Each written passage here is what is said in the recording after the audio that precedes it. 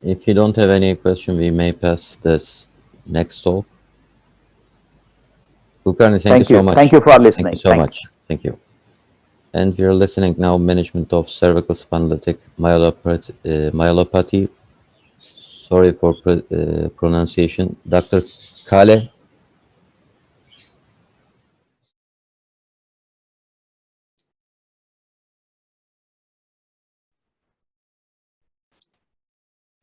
Okay, good morning, everybody.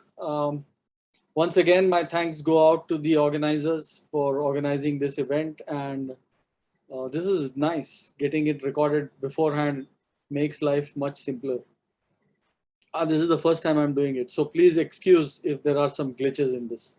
Well, today's topic is what I'm going to speak on is cervical spondylotic myelopathy. I'm going to focus on some things, mainly surgical approach and how do you assess your surgical results. These are the two focus areas for this. Otherwise, it is such a big topic that it can take hours. So while the title reads patient selection, surgical approach, and complications, I'm going to focus on surgical approach and outcome measures. Okay. So I would like to begin here. This was a very interesting paper which we did as a multi-center trial under the banner of AO Spine International. And this was published in the Spine Journal in 2018. And it was titled, as you can read it, Geographical Variations in the Presentation and Outcomes of Decompressive Surgery in Patients with Symptomatic Degenerative Cervical Myelopathy. And we had enrolled 757 patients, about 90% of whom were followed for 2 years with regular clinical follow-up, radiology, and MRI and X-ray. And the patient was spread over 4 continents. It was South America, North America, Europe, as well as Asia.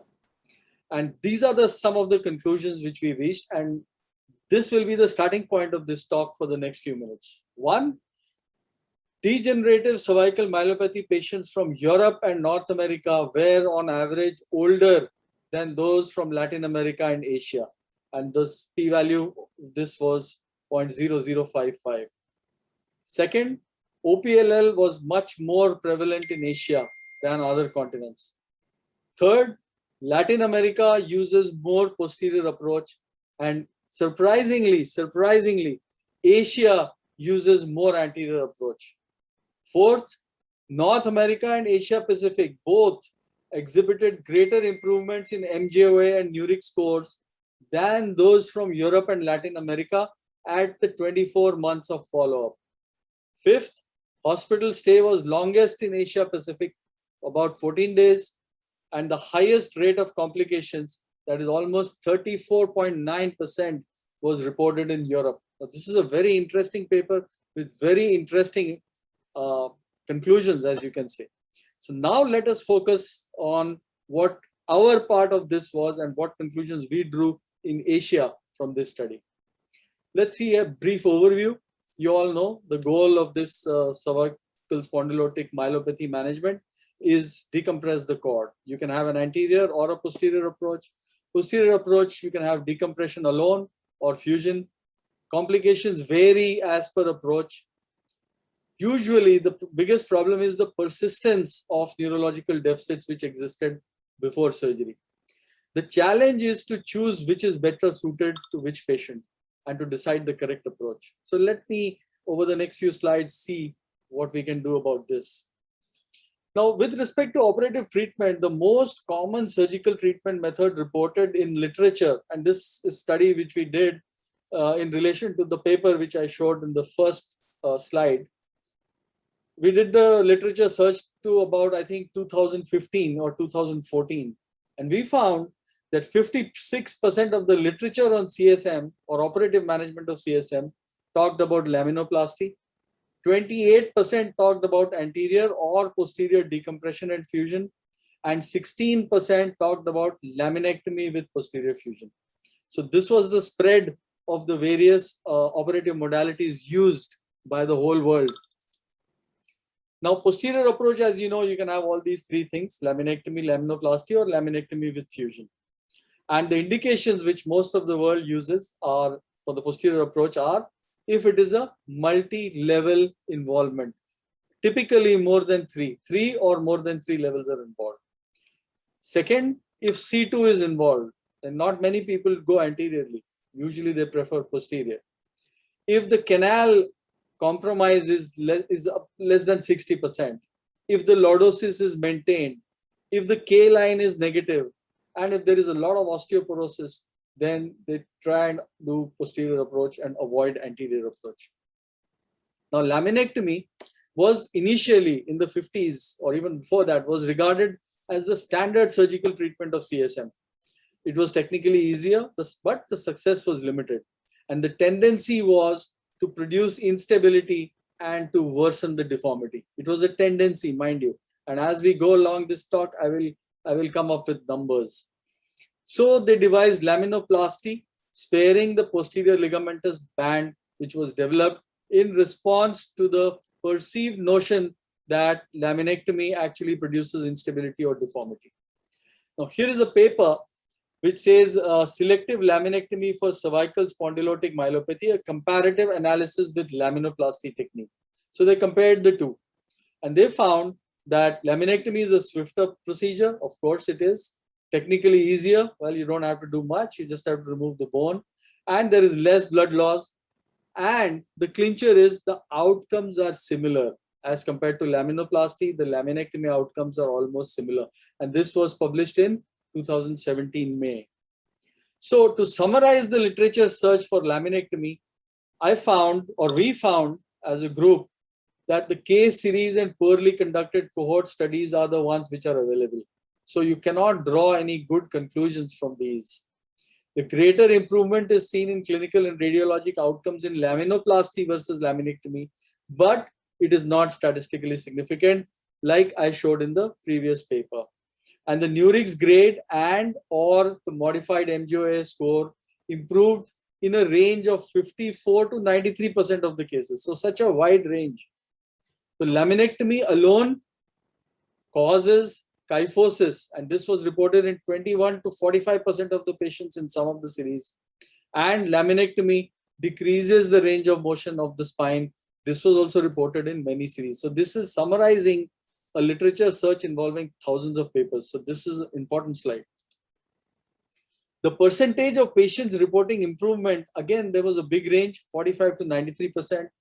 Upper and lower extremity function improved in 60%, while in the other 40, it was either only upper limb or only lower limb.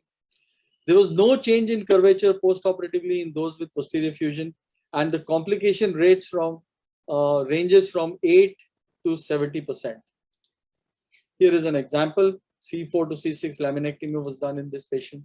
Now let's look at laminoplasty. Again, the similar thing, poorly conducted cohort studies. So we can't draw any good conclusions. The numbers are also similar, 40 to 95% improvement, rate of pain improvement 75 to 92, loss of lordosis occurred in 12 to 20% of the patients. So loss of range of motion was a problem in those treated with laminoplasty. Some people reported even up to 50% range of motion was decreased. And this, so they thought that the C2, if you denude the C2, if you remove all the muscle attachment from C2, that causes more loss of ROM. So they said that preserve the C2 attachments. C3 laminectomy, you do C3 laminectomy. And to prevent interlaminar fusion of C2 to C4, ROM at C2 to C4 significantly improved. Neck pain disability, JOA, VAS for neck pain, no difference in C3 laminectomy versus C3 laminoplasty. So they said, we probably can do C3 laminectomy, and there's no need to do a laminoplasty at C3 level. But lower down, you do a plasty, and C2, you should not touch too much. What were the radiological parameters? One was the sagittal balance. The second was the C7T1 slope. If you can see the picture here, this is the C7T1 slope, and this is important as we see later how important this was. There was a paper published last year where C3 laminectomy combined with modified unilateral laminoplasty in situ reconstruction maintained the cervical sagittal balance. So C3 laminectomy with a modified unilateral laminoplasty, it preserves the range of motion. That is a conclusion which this paper drew. last year, September. What about our experience? We found that we did a study to look at the cervical rotation before and after a hinge door cervical laminoplasty. And we found that it doesn't compromise the ROM much. In fact, it preserves the range of motion and the axial rotation. This was our. Okay. So post-laminectomy kyphosis, this was an important topic, dropped head syndrome after laminoplasty. We all know it, that this happens, but how much does it happen and how much, what should we do about it? I will look at that. These are somebody looked at the factors, the post-operative kyphotic change in the sagittal alignment after laminoplasty, that has also been looked at. So there are these multiple papers which looked at these parameters. And the conclusion is that the higher preoperative T1 slope, that correlates well with the SVA.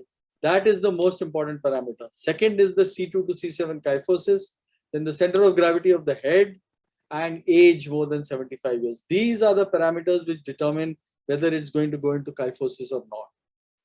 It's a reproducible, laminoplasty is reproducible. All levels of surgeons can do it. Another paper looking at post-laminectomy loss of cervical lordosis. Here is an example where we did a posterior fixation, that is laminectomy and a lateral mass fixation. Now, people compared laminoplasty versus laminectomy with posterior fusion, and they saw that this was a match study. Laminectomy with fusion had greater neurological improvement. Again, another paper comparing laminoplasty with laminectomy with fusion. 24-month follow-up, both groups showed significant improvement. MJOA at 24 months was significantly higher for laminoplasty. Another paper, meta-analysis, similar results.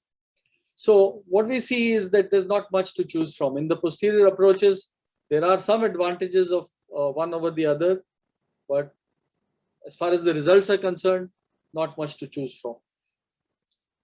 So anterior approach, again, the same thing. If people do it when there are less than 3 levels involved, when the C2 level is paired, when the K line is negative, when there is local kyphosis, or the OPLL is hill-shaped and the occupancy ratio is more than 60%. There are some contraindications, that is the congenital canal stenosis or OPLL extends laterally up to the pedicle. Then you should avoid doing this. Summary, again, case series, poorly conducted cohort studies, improvement in pain, similar numbers. So there's really not much to choose from between the published literature for anterior decompression or posterior decompression. So are we looking at the right things? That is a crucial question. And in the next few slides, I'm going to skip all this and I'm going to come straight to the outcome measures. So we need a cervical spondylotic myelopathy surgical trial where we have a randomized controlled trial, and then we compare anterior and posterior. So I think that is the way forward. And actually, Dr. Gogawala is doing this study. The enrollment had begun a long time ago. And I think in the next couple of years, he will come out with the results of a randomized controlled trial comparing anterior and posterior. However, let's talk about outcome in the last few minutes. There's so many things people have looked at. Cord signal change, compression, degree of compression, MRI, grade 1, 2 or 3, curvature of the spine, stability, Nuric score, all kinds of things have been looked at as outcome measures. But which ones to go for? I mean, you can't do all these things in all the patients. So I did a search, and we did I think in the Nagpur conference, we presented this. And we proposed that if you want to screen only, these are the ones to do. If you want to do a clinical longitudinal study, then these are the ones you should do. But if you want to do a longitudinal research, then these are the outcomes scales which you must measure every patient on. So for upper limb, they're different. For gait, it's different. For balance, and globally, if you want to look at the patient, then these are the ones ideally suited to get some research done. Now, this is an important, crucial slide, and this will give you a synopsis of which outcome scales to go for when you're analyzing your own patients of cervical spondylotic myelopathy. To conclude, most of the things were same. There is not much to choose from anterior and posterior.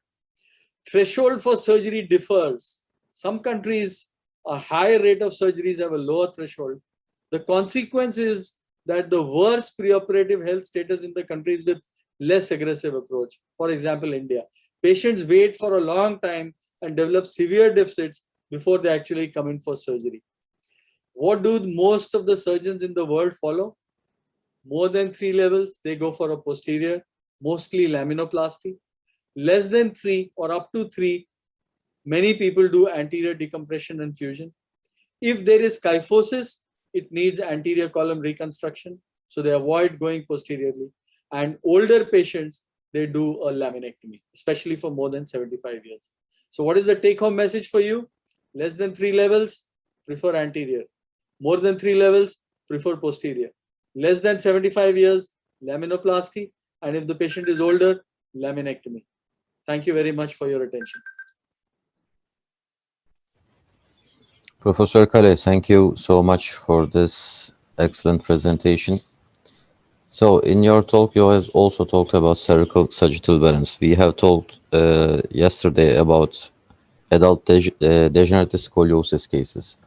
I'm not sure whose this sentences belongs to, but someone has said that every spine surgeon has a deformity surgeon. Someone creates the deformity, someone tries to correct the deformity. Without knowing the cervical sagittal balance, I think the surgeries that you're doing will mismatch in the future. Can you say something more about cervical sagittal balance, Dr. Kale? Absolutely. And I think as the understanding of this problem increases the world over, I mean, it's not a new thing. Deformity surgeons have always talked about the balance of the spine. I think the French were one of the first ones to start this, about especially in the thoracic and the lumbar spine. And then everybody realizes that today you have to think of the whole spine and look at the balance of the whole spine, even if you're operating on a few levels in the cervical spine. So it goes without saying, and that's the reason where cervical surgeons, cervical spine surgeons were prompted to this was the understanding that it's the C7T1 slope, which then becomes a very important factor. And once this fact was realized by everybody, that actually it's the junction of the cervical and the thoracic spine, that slope is important to determine what happens after your surgery. So the realization dawned that actually you have to look at the whole balance of the whole spine. And so what you're saying is absolutely correct. All cervical spine surgeons, whether they're doing laminectomy or whether they're doing anterior reconstruction, we must look at the global spine balance parameters and then decide the right approach or the right surgery. And it's only now in the last few years that more of us are realizing the importance of this balance and using it in managing our own patients. Kale, you're right. Do I really pronounce your surname right? Kale or how do you pronounce it? Dr. Kale, I think Kale is the simplest. Yeah, Kale. We can say that especially T1 is the base of the cervical, like the sacrum is the base of the lumbar spine. So T1 determines the cervical lordosis. If you perform laminectomy and if you put the screws and if you know the T1, so if you can bring the cervical lordosis to the degree of cervical lordosis near to T1 slope, your surgeries will fail less. So there's this classification about cervical deformity. They say that if you bring the cervical lordosis near to 15 degrees, it means you will fail less. And also the other parameters, Chimbro vertical angle, C2, C7, as you mentioned, C2, C7, SVA is the other important things. Thank you, Kale. Any other question from the faculty or from the participants? Can I ask a question to Dr. Yeah, please, Doctor. Dr. Kale, I'm just playing the devil's advocate here. Now, you mentioned about range of movements. Is preserved post-operative range of movements good thing or bad thing? We assume because range of movements is supposed to be a natural phenomenon, we are supposed to preserve. But then we do know that the cervical spondylotic myelopathy has a static component and a dynamic component. And the lateral mass fusion or posterior instrumented fusion decreases the dynamic component. So to say that Laminoplasty, I am sure there are enough studies, equal number of studies that show laminoplasty increases the range of motion also. That's a little controversial topic, isn't it? I just want to have your comments on that. Yeah, it is. It is. You see, I think this was a play between the Japanese and the Koreans and the Americans and the Europeans, because this whole laminoplasty business was started in Asia Pacific. So it was put under intense scrutiny to somehow say how it is not better than what the Western world was always doing. And so after intense scrutiny, they came up with this, probably decreases the range of motion. But actually it doesn't. Actually it doesn't. There are enough publications to show that it probably does not decrease the range of motion as much as it was thought to. So let's not get into the politics of the whole thing. You know, why laminoplasty was put under this intense scrutiny. We all know about it. But the fact remains that you're right. I mean, every surgery, whether it's plasty, laminectomy, anterior, every surgery has its consequences. And as long as it's always a trade-off. It's always a trade-off. I mean, whether you do a 3-level anterior reconstruction or you do a laminectomy in an 80-year-old, there is something to lose and something to gain. So you can't have a single operation for all patients. You cannot. It's not possible. So at the end of the day, you have to individualize your treatment strategy to every patient that you come across. You can't say that X is better than Y, because as you just saw, we did this big survey with 700 odd patients, and we realized that there are so many differences the world over. You actually cannot say that one thing is better than the other, especially when you have these large numbers. But still, I would look forward to Dr. Gogawala's study, which will conclusively, I hope it gives us some. It has been published a few months ago in JAMA. I referred to it earlier. It was published and they have found there is no difference between ventral and dorsal surgeries. But unfortunately, they have not mentioned their exclusion criteria in the conclusion. Actually, it was discussed in one of the NSSA journal clubs, Threadbare. They have published it. It's a beautiful publication, but the conclusion should have had a caveat saying that this applies only to patients with lordotic or neutral cervical alignment, because anybody who reaches the conclusion will come to the decision that both procedures are equal in all aspects. They are not equal in all aspects. They are applicable only to lordotic or neutral cervical spines, not to those with segmental or global kyphosis. That is there in the exclusion criteria, but that has not been mentioned in the conclusion. Well, I think this was probably the first paper of that whole data, and I think they will come up with more detailed papers, probably more in the spine journals rather than JAMA. I think so hopefully they'll be analyzed better. Dr. Vernon wants to say something. Yeah. Dr. Vernon. Thank you, Kale, for a nice presentation. And yesterday also I was there at the WFNS discussion. So the main discussion still remains, okay, as to how to treat these patients. Because I think as far as age goes, I just want to make a comment. So we as scientists, we are having that thinking that we are going to stop the degenerative process. So as long as we cannot stop the degenerative process, whatever we do is temporary. So in my opinion, whatever we are doing is temporary. It's not a permanent solution. And that's why you see failure of implants. You get the deformity again. So I think we should be looking more towards that angle as scientists, where we would be able to delay and even stop the degenerative process, which is not being looked at, in my opinion. We are only looking at our anterior fixation, posterior fixation, anterior decompression, posterior decompression. But we should go one level more in front, one level more further, maybe involve the geneticists and see whether we can halt this degenerative process. Yeah, can I reply to that? Please go ahead, Kale. Yeah. So that's a very interesting point, and that's why it becomes important to decide what are the outcome measures you're going to look at. You see, it depends, the result of any research will depend upon what are you looking for. So the outcome measures become important. If you're going to look at one particular thing, it could be just an MRI picture, Are you looking only at the bones? Are you looking at the alignment? What are you looking for? That becomes important. So that is why the last few slides in my talk, I thought that we must talk about outcome measures. What are we looking for? What are we measuring before surgery, after surgery, follow up at 2 years, 5 years?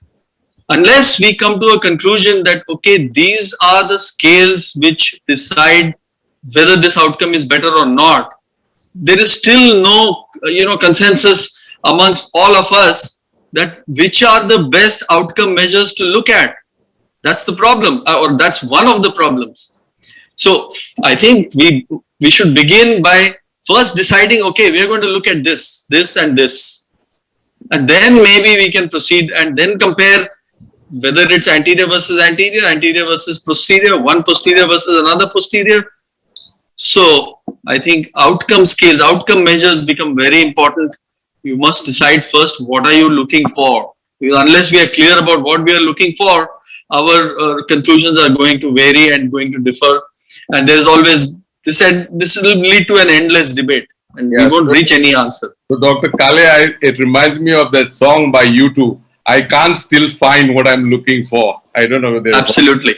So as far as this topic goes, I can't find what I'm looking for. Dr. Vernon, whenever we interact with nature, nature has a way of hitting back. Just like deforestation leads to the global warming. This also, whenever the surgery interferes with nature, nature has a way of hitting back. That's why I think starting from the word degeneration, I think many people have stopped using this word degeneration. It gives you a kind of a pathological outlook. There's nothing pathological. It's just aging. Every spine is going to age. Some are going to age gracefully. Some are going to not age gracefully or as gracefully as the others. So the word degeneration itself is kind of losing its relevance today. People don't talk about degeneration anymore. They say aging spine. And I think we should follow that. Because degeneration is not a disease. It's the most natural process in the world. It's aging of the spine. I'd like to thank to all faculty for this nice discussion. Batu, can you announce our next speaker, please? Yeah. So we'll have Dr. Shrikant Balasubramaniam, our next speaker, who is going to talk about the cervical corpectomy with fusion, comparison of fusion techniques. Dr. Shrikant. Good morning. So I'll just share my screen.